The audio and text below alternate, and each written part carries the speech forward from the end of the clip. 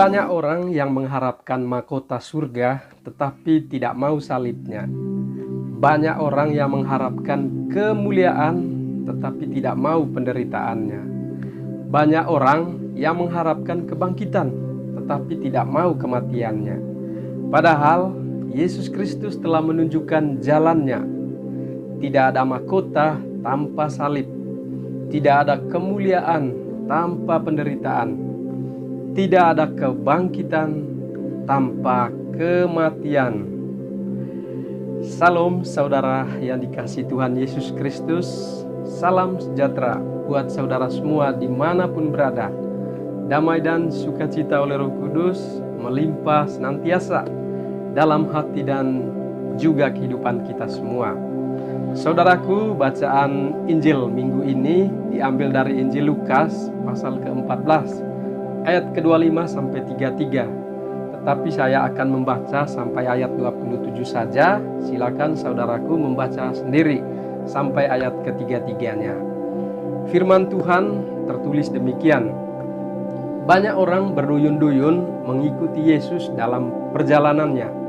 Sambil berpaling, ia berkata kepada mereka, "Jikalau seorang datang kepadaku dan tidak membenci ayahnya, ibunya, istrinya, anak-anaknya, saudaranya perempuan, saudaranya laki-laki, bahkan nyawanya sendiri, ia tidak dapat menjadi muridku. Barang siapa tidak memikul salib dan mengikut aku, ia tidak dapat menjadi muridku." Saudara yang dikasihi Tuhan, banyak orang yang berduyun-duyun mengikuti Yesus. Mengapa orang-orang beramai-ramai mengikuti Yesus Kristus? Lalu, mengapa Yesus menyampaikan kata-kata yang keras kepada mereka? Bagaimanakah jawabannya? Saudaraku, pada umumnya di dunia ini, seorang pemimpin, jika banyak orang mengikutinya, pasti mengambil hati para pengikutnya. Pasti akan menyampaikan kata-kata yang enak didengar telinga. Apalagi biasanya pada saat ada kampanye-kampanye kepala daerah, pasti tokoh politik berlomba-lomba menyampaikan, mengucapkan janji manisnya kepada masyarakat, kepada para pengikutnya, agar dapat dipilih menjadi seorang pemimpin. Tetapi saudaraku, bacaan Injil yang baru saja kita dengar ayat ke-26 lebih khususnya sungguh sangat keras apa yang dikatakan oleh Yesus sendiri. Barang siapa mengikuti aku harus membenci ayahnya, membenci ibunya, membenci istrinya, membenci anak-anaknya, membenci saudara-saudaranya, bahkan nyawanya sendiri. Kemudian, barang siapa yang mengikuti aku harus siap memikul salib. Perkataan Yesus di atas seringkali digunakan oleh agama sebelah untuk menjatuhkan ajaran kasih Kristen, sebab mereka memahaminya secara hurufiah tanpa memahami konteks dan makna di balik perkataan Yesus tersebut. Jika begitu saudara, apakah maksud Yesus berkata demikian? Bapak Ibu yang dikasihi Tuhan Yesus Kristus, kita tentu percaya bahwa Yesus itu saat itu adalah 100% Allah, 100% manusia. Sebagai kodrat keilahiannya, tentu saja dia maha tahu. Orang-orang yang berduyun-duyun mengikuti Yesus, sudah pasti Yesus mengetahui apa motivasi hati mereka. Motivasi mereka mengikuti Yesus adalah hanya ingin mencari mujizat saja, hanya ingin mencari berkat saja. Untuk itulah Yesus menguji mereka. Yesus memberi mereka tantangan sampai di mana mereka serius mengambil keputusan untuk mengikuti Yesus sebagai Tuhan dan juga juru selamat mereka. Lalu, apakah maksud dari perkataan Yesus bahwa setiap orang yang mau mengikutinya harus membenci keluarganya? Apakah sungguh-sungguh Yesus mau kita membenci orang tua kita, membenci istri kita, membenci anak-anak atau saudara kita? Apakah kita harus membuang mereka semua sebagai syarat? untuk mengikuti Yesus Kristus? Nah, saudaraku yang dikasihi Tuhan, lalu bagaimana dengan kitab-kitab yang lain? Yesus katakan, hormatilah ayah dan ibumu supaya lanjut usiamu. Atau, hai suami, kasihilah istrimu seperti Kristus mengasihi jemaat. Saudaraku, saya yakin seyakin-yakinnya, yang Yesus maksud bukan berarti kita secara harafiah membenci keluarga, baru kita kemudian mengikuti Yesus Kristus.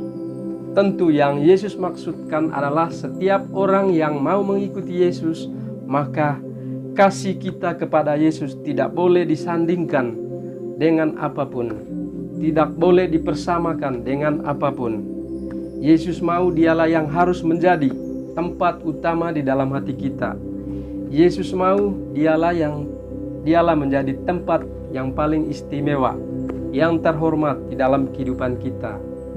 Jangan sampai karena alasan keluarga atau alasan untuk mempertahankan nyawa kita sendiri sampai kita menjual iman kita atau menghancurkan iman kita akan Yesus Kristus. Banyak orang yang imannya hancur karena jabatan, karena kedudukan, karena harta. Demi uang orang rela meninggalkan Yesus Kristus. Demi kenikmatan duniawi orang rela mengingkari imannya. Saudaraku, bacaan ini juga menjadi teguran bagi kita semua, bagi Anda dan saya. Kira-kira apa motivasi kita dalam mengikuti Yesus? Jangan-jangan hanya mau mencari mujizat. Jangan-jangan hanya mau mencari berkat saja ke gereja, rajin berdoa.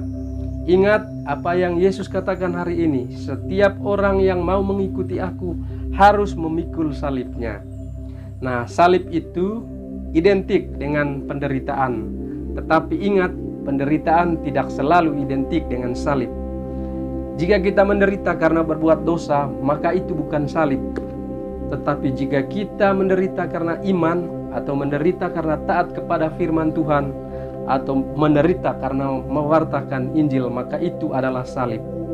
Saya ulangi, saudara-saudariku, salib itu identik dengan penderitaan, tetapi penderitaan tidak selalu identik dengan salib.